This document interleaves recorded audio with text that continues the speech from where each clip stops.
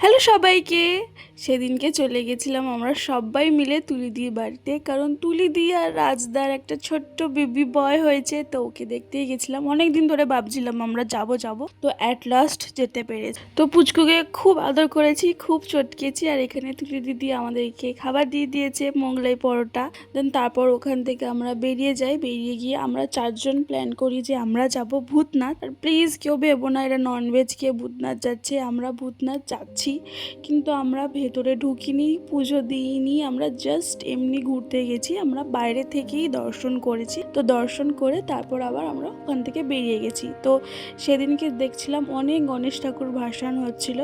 তো তারপর আমরা চলে গেছিলাম পাওভাজি খেতে, পাওভাজি আর চা খেয়ে দেন তো আমরা বেরোতেই যাব। তখন রিকোদার মনে হয় যে ও মালাই খাবে, তো ওটাও খেলো। দেন তারপর আমি একটা আইসক্রিম খেলাম, তারপর বাড়ি চলে এলাম। তো চলো, টাটা, বাই।